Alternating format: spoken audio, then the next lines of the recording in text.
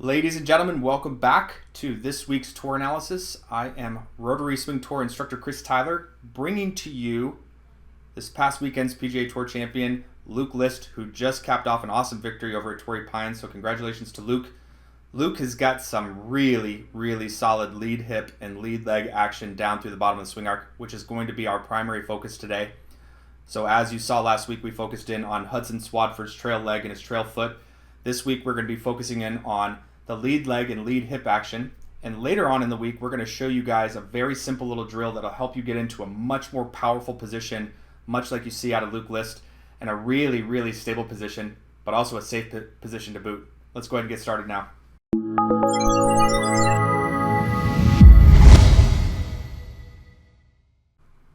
Let's do a little bit of talking about post-up this week. So post-up's a fun one because it's a move that provides a couple of different things for your golf swing. It provides stability, and it provides a bunch of power. It also helps you protect and preserve your body when it's done right. Now, a post-up move, just so you understand this, is just simply defined as the lead leg working to a passively straight position and the hips opening up to about 35 to 45 degrees. Now, this angle on the right-hand side of the screen is a very good example of how well Luke uses his lead hip and his lead leg in his swing. So after he makes his move in transition, his lead hip is going to move back up and away from where the golf ball is. Watch this right here.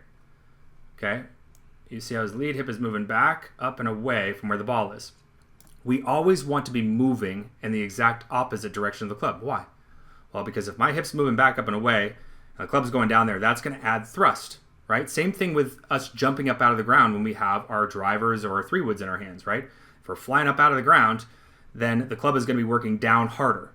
Now, with irons, you don't need to use a whole lot of ground force because we're trying to maintain a level of balance down through here, a level of stability. But when we get longer clubs in our hands, it's very important that we utilize ground force because, again, it's a great way for you to be able to add some acceleration to it.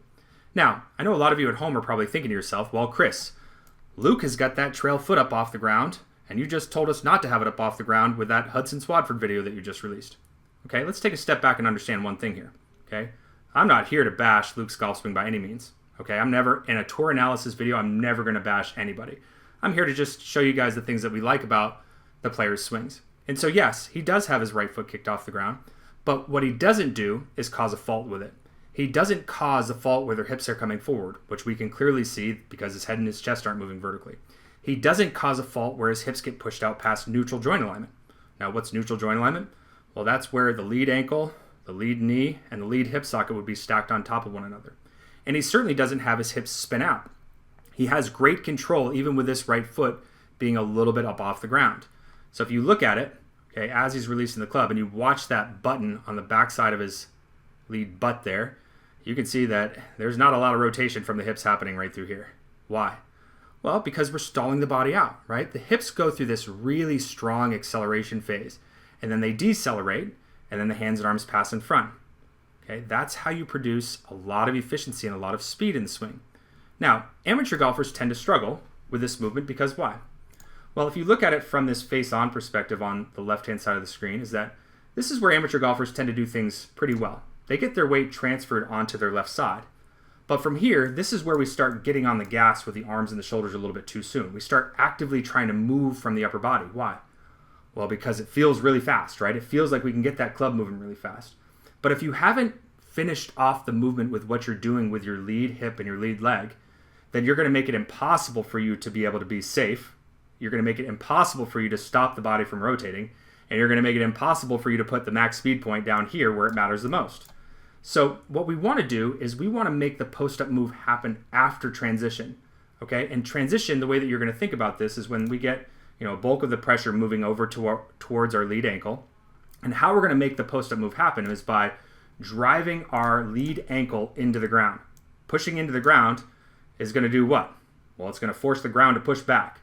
If you do that and you move your lead hip back up and away from where the golf ball is, and you do that while keeping your chest down, you will now provide a way of stability.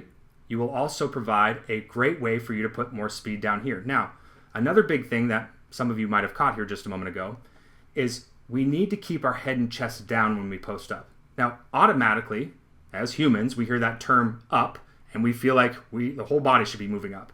Watch his head very closely. There's no vertical movement from his head or his chest. Okay, now if you look at his lead hip, it's moving up and away. Okay, if you can make that happen, then you're going to have a great source of stability, a great source of speed, and a very, very safe position for you to be able to deliver the club through the hitting area. All right, so you did it. You made it to the end of this week's tour analysis. Thank you very much for staying tuned.